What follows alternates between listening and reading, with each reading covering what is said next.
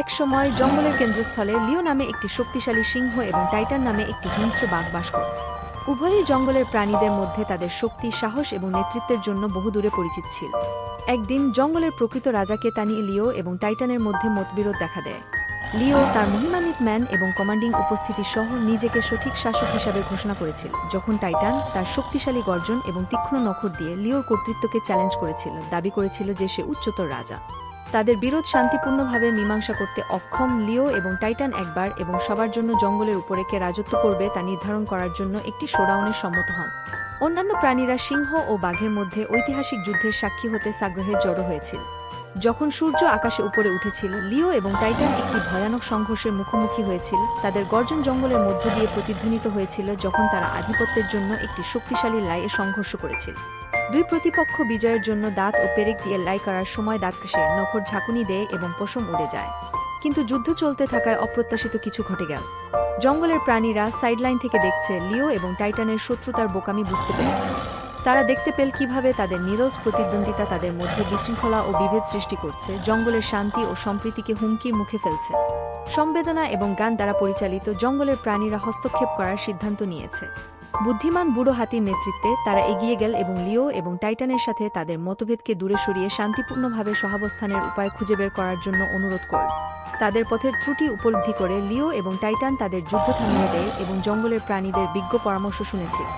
নম্রতা এবং বোঝার সাথে তারা তাদের দ্বন্দ্বের অবসান ঘটাতে এবং জঙ্গলের বৃহত্তর ভালোর জন্য একসাথে কাজ করতে সম্মত হয়েছিল। সেই দিন থেকে লিও এবং টাইটান তাদের প্রতিদ্বন্দ্বিতাকে দূরে সরিয়ে রেখে সত্যিকারের মিত্র হয়ে ওঠে, জঙ্গলের প্রাণীদের জ্ঞান, শক্তি এবং ঐক্যের সাথে নেতৃত্ব দেয়। একসাথে তারা জঙ্গলে শান্তি ও সম্প্রীতির বিকাশ নিশ্চিত করেছিল এবং তাদের বন্ধুত্ব সকলের জন্য একটি শক্তিশালী উদাহরণ হিসাবে কাজ করেছিল। গল্পের নৈতিক সিংহ বনাম টাইগার দ্য গ্রেট ব্যাটল গল্পটি আমাদের দ্বন্দ্বের সমাধান এবং শক্তিশালী সম্পর্ক গড়ে তোলার ক্ষেত্রে সহযোগিতা, নম্রতা এবং বোঝাপড়ার গুরুত্ব শেখায়। এটি অহংকার এবং প্রতিদ্বন্দ্বিতার ধ্বংসাত্মক প্রকৃতি এবং সবার জন্য একটি উন্নত বিশ্ব তৈরিতে সহানুভূতি ও ঐক্যের রূপান্তরকারী শক্তিকে তুলে ধরে। প্রতিদ্বন্দ্বিতার গর্জন লিও এবং টাইটান একটি নাটকীয় দ্বন্দ্বের স্কোয়ার বন্ধ করে জঙ্গলের উপর তাদের আধিপত্য জাহির করার সাথে সাথে তাদের চোখ দৃঢ় সংকল্পে জ্বলছে। অন্যান্য প্রাণীরা তাদের ক্রমবর্ধমান দ্বন্দ্বের পরিণতির ভয়ে নার্ভাসভাবে দেখে তখন উত্তেজনা বেড়ে যায়। লিও এবং টাইটানের মধ্যে যুদ্ধ চূড়ান্ত পর্যায়ে পৌঁছেছে, আধিপত্যের জন্য একটি ভয়ঙ্কর লড়াই লক এবং নখর সঙ্গে। জঙ্গল তাদের গর্জনের সাথে প্রতিধ্বনিত হয় যখন তারা নিয়ন্ত্রণের জন্য লড়াই করে। তারা তাদের চারপাশে যে বিশৃঙ্খলা সৃষ্টি করছে তার প্রতি অজ্ঞান। বুদ্ধিমান বুড়ো হাতি হস্তক্ষেপ করে, তার শান্ত আচরণ যুদ্ধের বিশৃঙ্খলার সম্পূর্ণ বিপরীত।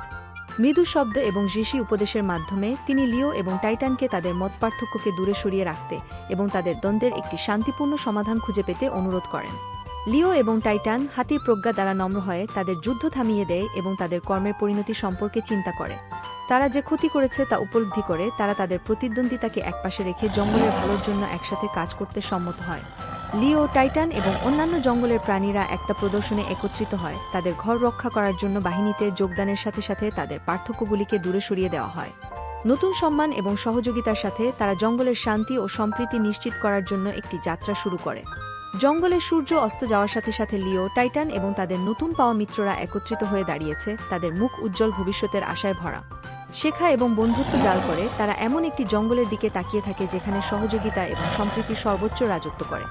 লাজন বনাম টাইগার এ দর্শকদের একটি রোমাঞ্চকর অ্যাডভেঞ্চারে ভরা অ্যাকশন, হাস্যরস এবং সংঘাত কাটিয়ে ওঠার ক্ষেত্রে একতা ও সহযোগিতার গুরুত্ব সম্পর্কে হৃদয়গ্রাহী পাঠ নেওয়া হয়েছে রঙিন চরিত্র এবং প্রাণবন্ত চিত্রের মাধ্যমে। এই কার্টুন নৈতিক গল্পটি সকলের দর্শকদের অনুপ্রাণিত করে বৈচিত্র্যকে আলিঙ্গন করার এবং বৃহত্তর ভালোর জন্য একসাথে কাজ করার বয়স।